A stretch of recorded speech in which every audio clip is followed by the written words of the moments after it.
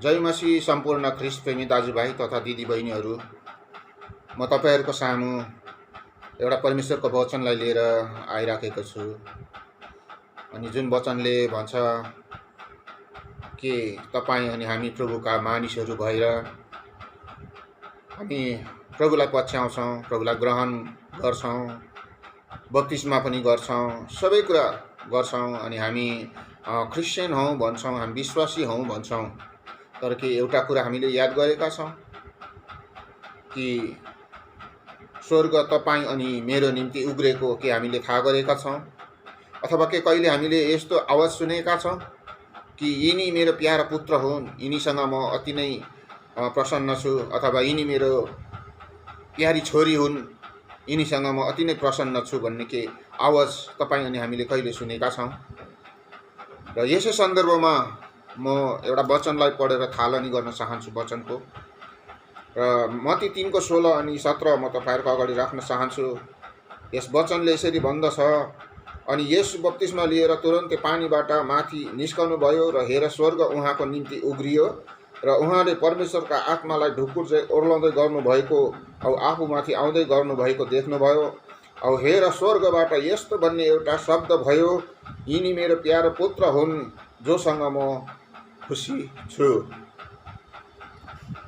र हामीले वचनमा पाउँदछौँ कि यहाँनिर एउटा विशेष गरेर हामीले जान्नुपर्ने के छ भने येशू ख्रिस्ट आफै यहाँनिर बप्तिस्मा लिनको लागि यूहन्ना कहाँ गइराखेको कुरा अर्थात् आइराखेको कुरा पाउँदछौँ। अनि यूहन्ना बप्तिस्मा दिने यूहन्नाले त्यहाँका मानिसहरूलाई आज पाप मोचनको निम्ति पानीको बप्तिस्मा दिइराखेको हामी पाउँदछौँ। अनि येशू पनि त्यहाँनिर आइराख्नु भएको छ यूहन्ना कहाँ बप्तिस्मा लिनलाई। यूहन्नाले येशू ख्रिस्टको गवाई दिँदै येशू ख्रिस्टको बारेमा प्रचार गर्दै मानिसहरूलाई बप्तिस्मा दिँदै थियो कि उसले यसरी भन्दै गरेको हामी पाउँदछौँ, म त तिमीहरूलाई पानीले बप्तिस्मा दिन्छु, तर म पछि जो आउँदै हुनुहुन्छ उहाँले तिमीहरूलाई पवित्र आत्माले बप्तिस्मा दिनुहुनेछ, जसको खुट्टाको जुत्ताको फिता खोल्ने लायकको म छुइनँ भनेर यूहन्नाले यसरी बयान गरेको, मानिसहरूलाई प्रचार गरेको हामी पाउँदछौँ। अनि यहाँनिर विशेष गरेर यूहन्ना कहाँ येशू प्रभु स्वयं बप्तिस्मा लिन आउनुभएको घटनालाई जब हामी हेर्छौँ भने येशूले जब यूहन्ना कहाँ आएर बप्तिस्मा लिनुभयो अनि पानीबाट येशू प्रभु माथि जब निस्कनु भयो, उठ्नुभयो, तब उहाँको निम्ति स्वर्ग उग्रिएको हामी यहाँनिर पाउँदछौँ।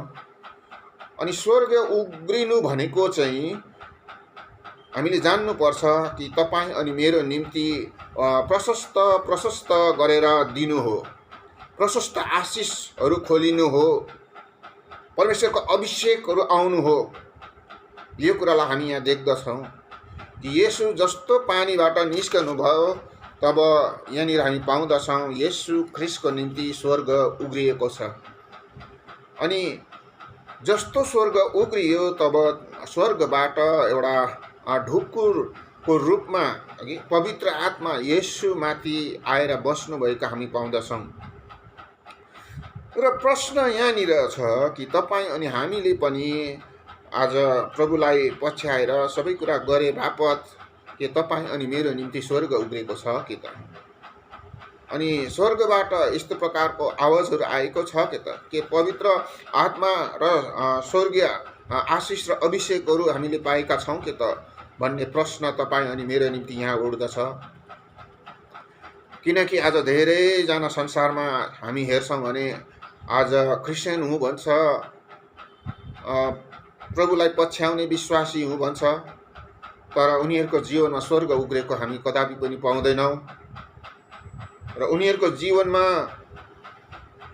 पवित्र आत्मा बसेको हामी पाउँदैनौँ। धेरैजनाले बयान चाहिँ गर्छ, म अभिषिक्त हो, परमेश्वरको आत्माले चलाएको जस्तो उसले आफूलाई प्रकट गर्छ, धेरै कुरा उसले स्वर्ग नै पृथ्वीमा झार्नु खोज्छ, तरै भए पनि उसको पछाडिको जीवनहरू जब हेर्छौँ भने, उसको वास्तविक जीवनलाई हामी हेर्छौँ भने चाहिँ हामी उदाङ्गो देख्छौँ, अर्कै कुराहरू देख्छौँ जो जो संसारिक ढाँचामा चलिराखेको हामी देख्दछौँ। अनि आज मण्डलीमा चाहिँ उसले धेरैवटा कुराहरू गर्ने गर्दछ। अनि स्वर्ग उग्रिएको व्यक्ति चाहिँ आज कस्तो हुनुपर्छ भन्दाखेरि चाहिँ ख्रिस्टको स्वभाव आएको हुनुपर्दछ। ख्रिस्ट स्वर्गीय कुराहरू उसको जीवनमा हामी प्रकट भएको हामी देख्दछौँ, जसलाई चाहिँ हामी जसको निम्ति स्वर्ग उग्रेको भनेर हामी भन्न सक्दछौँ। स्वर्ग उग्रेको व्यक्ति कहिले पनि आफ्नो स्वार्थ खोज्दैन। स्वर्ग उग्रिएको जो व्यक्ति छ, जसको निम्ति स्वर्ग उग्रिएको छ, उसले कहिले पनि आफ्नो मात्रै स्वार्थ पुरा गर्नु भन्दैन, आफ्नो दुःखलाई मात्रै ठुलो सम्झेर हिँड्दैन, आफ्नो दुःखलाई ठुलो अनि अरूकोलाई सानो देख्दैन, तर उसले एक समान सम्झिन्छ, दुःखमा परेकाहरूलाई मद्दत गर्छ। आज त्यो व्यक्तिलाई चाहिँ हामी स्वर्ग उग्रिएको व्यक्ति भन्न सक्छौँ। अनि जब उग्रियो, यहाँ हामी पाउँदछौँ पवित्र आत्मा ढुकुरको रूपमा येशूमाथि आउनुभयो। अनि यस्तै प्रकारले आज तपाईँ अनि हाम्रो निम्ति पनि स्वर्ग खोलिनु र पवित्र आत्मा तपाईँ अनि हामीमाथि आउनु जरुरी छ।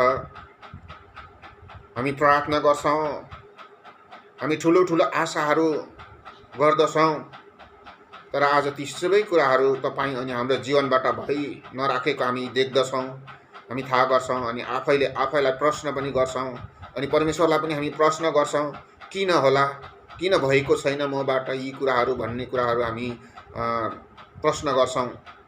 तर हामीले यहाँबाट बुझ्नुपर्छ कि तपाईँ अनि मेरो निम्ति सायद स्वर्ग उग्रेको छैन, पवित्र आत्मा तपाईँ अनि ममाथि आएको छैन।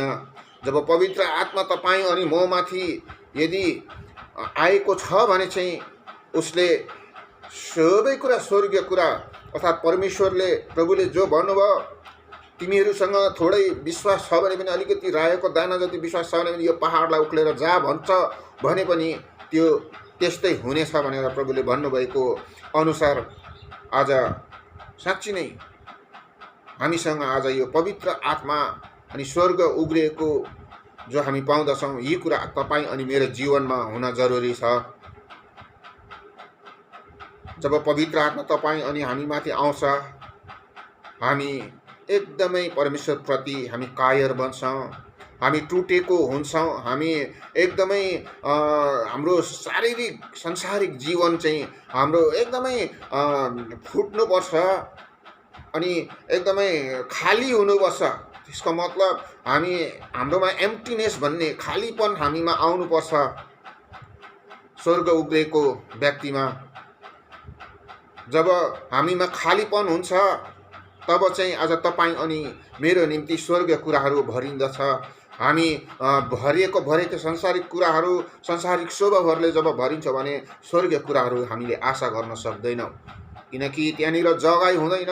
हामीलाई संसारको कुराहरूले हाम्रो सबै कुराहरूमा, हृदयमा, हाम्रो माइन्डमा भरिराखेको हुन्छ प्रशस्त गरेर।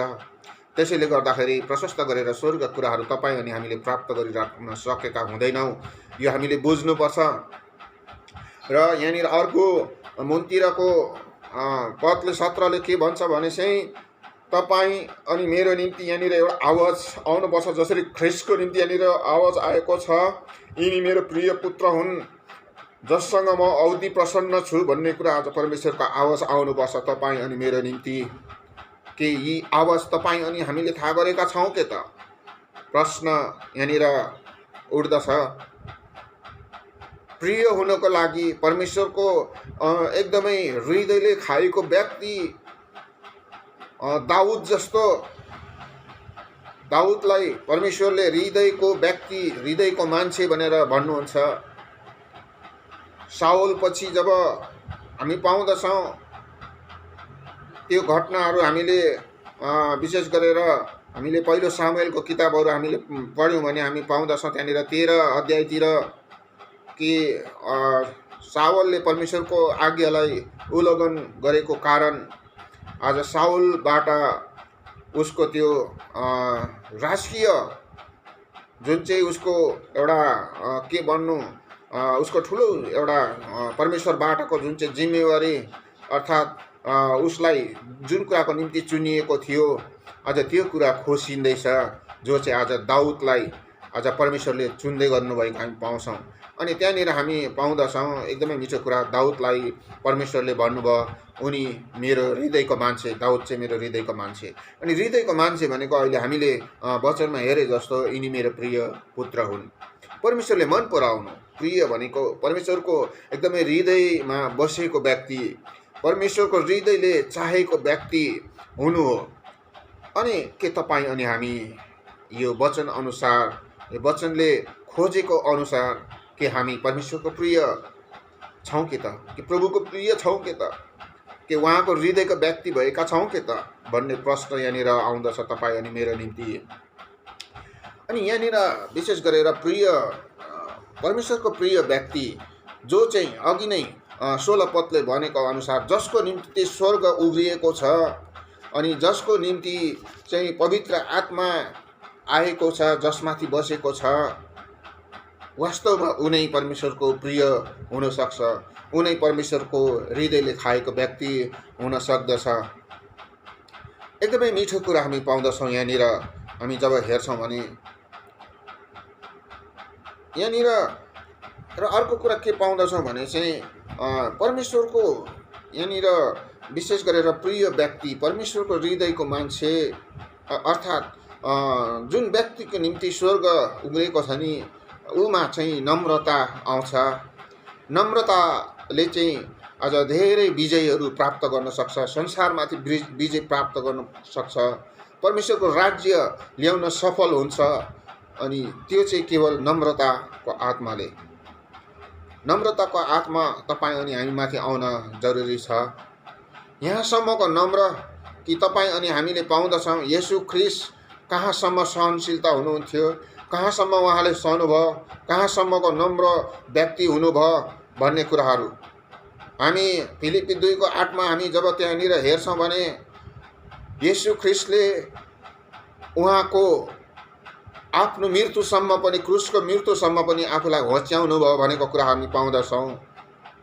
उहाँले थुकाइ कुटाइ कोर्राहरू जति नै उहाँको शरीरमा आउँदै गर्दा पनि, मृत्युको सामना गर्दै गर्दा पनि उहाँले आफ्नो नम्रतालाई कायम राख्नुभयो हामी पाउँदछौँ। अनि मैले भन्न चाहेको यस वचनबाट के हो भने चाहिँ तपाईँ अनि हामी यदि आज स्वर्ग उब्रिएको परमेश्वरको हृदयको व्यक्ति, परमेश्वरको प्रिय छोरा अर्थात् छोरी हामी बन्न चाहन्छौँ भने नम्रता हाम्रो जीवनमा आउन जरुरी छ। धेरैचोटि हाम्रो जीवनमा नम्रता आएको हामी देख्दैनौँ। आफूलाई एकदमै सबैभन्दा ठुलो हामी सम्झी पठाउँछौँ। मण्डलीमा म नै सही अनि मैले नै जग्गा पाउनुपर्छ, मैले स्थान पाइनँ भने म सेवाकाई गर्दिनँ, हामी स्थानहरू खोज्छौँ, आफूलाई ठुलो बनाउँछौँ। तर परमेश्वरले हामी प्रभुलाई हेर्छौँ भने यहाँनिर प्रभुले आफूलाई मृत्युसम्म पनि होच्याउनु भएको छ। के तपाईँ अनि हामी होचिएका छौँ, होचिन सकिराखेका छौँ? यदि छैन भने आजको वचनले तपाईँ अनि हामीलाई विशेष गरेर हाम्रो जीवनमा काम गरेको हुन् भन्ने म भन्न चाहन्छु। म चाहन्छु कि यो वचन अनुसार हाम्रो जीवन साँच्चै नै परमेश्वरले हामीलाई जिउने मौका दिउन् भन्ने चाहन्छु। हरेकले आज यो जीवन जिउन जरुरी छ। ख्रीष्टको स्वभाव हाम्रो जीवनमा आउनु जरुरी छ। नम्रताको जीवन, अघि नम्र व्यक्तिले जहिले पनि मैले अघि भने आफ्नो आज स्वार्थ पुरा गर्न खोज्दैन। नम्र व्यक्ति अथवा ख्रीष्टको प्रिय व्यक्तिले, परमेश्वरको प्रिय व्यक्तिले चाहिँ जहिले पनि आज समाज, आफ्नो मण्डलीको उत्थानको निम्ति सोच्दछ। जस्तै परिस्थिति किन नआओस्, आज त्यो व्यक्ति आज ख्रीष्टको निम्ति उसले आफ्नो जीवनलाई समर्पण गर्न सक्दछ। जस्तै घटी कमी, जस्तै बाधा, जस्तै सिचुएसनहरू, जस्तै समस्या उसको जीवनमा आए तापनि ऊ दृढ विश्वासमा रहेर आज परमेश्वरको प्यारो भएर बस्न सक्दछ। आज हाम्रो मानिसहरू धेरैचोटि प्रभुको सेवकाई गर्न खोज्छ, सेवकाई गर्छु भन्छ, तर स्थान र पदहरू खोज्छ, चौकीलाई खोज्छ। आज त्यो चौकी कसैले नलैजाओस् भन्छ, आफू मात्र जान्ने हौ भन्छ, तर प्रभुले भन्नुहुन्छ चेला बनाऊ, मण्डलीहरू खडा गर, परमेश्वरको राज्यको प्रचार गर, प्रभुको राज्यको प्रचार गर भन्नुहुन्छ। तर तपाईँ अनि हामी आज एउटा चौकी ओगटेर बसिराखेका छौँ, अथवा तपाईँ अनि हामी यस्तो खालको ठाउँमा हामी उभिन्छौँ कि मलाई इज्जत गरेन, मेरो कुरालाई सुनेन, मेरो कुरामा ध्यान दिएन, मैले भनेको जस्तो आज मण्डलीले गरेन भनेर हामी त्यस्तो खालको एउटा व्यक्ति भएर हामी हिँड्छौँ भनेदेखि हामी यो कुरा प्रष्टै देख्न सक्छौँ कि उसको निम्ति स्वर्ग उग्रिएको छैन।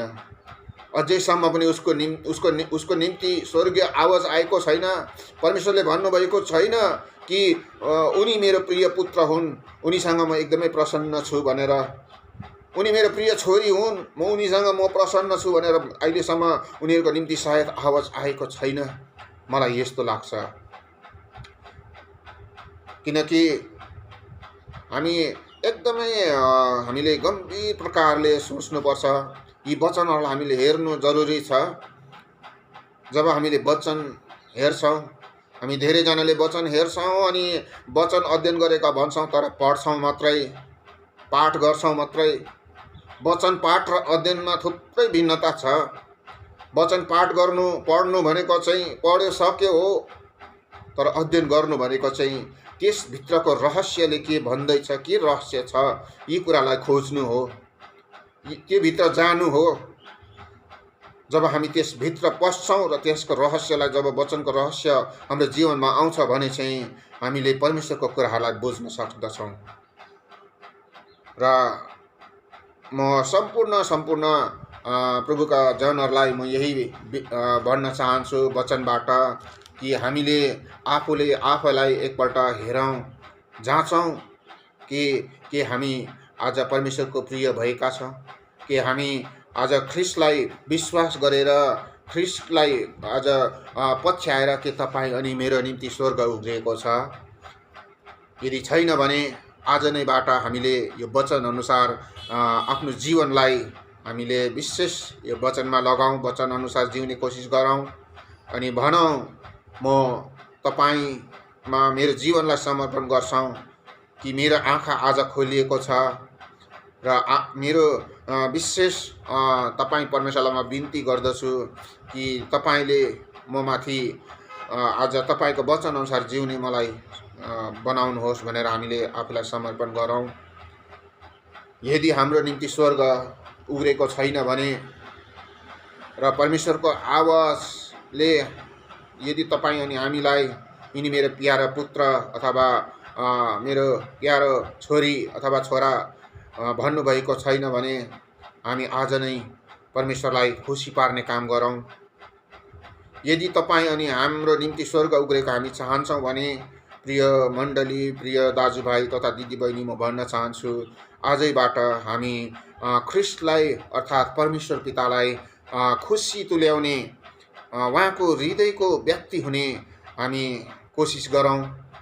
वचनमा हामीले आफ्नो जीवन लगाऊँ अनि सम्पूर्ण रूपले हामी उहाँको भएर बाँचौँ भन्ने म चाहन्छु। र यी सबै कुरा वचन अनि आजको यो समयको लागि परमेश्वरलाई धन्यवाद होस्। धन्यवाद। हामी सबैलाई परमेश्वरले आशिष दिउन्।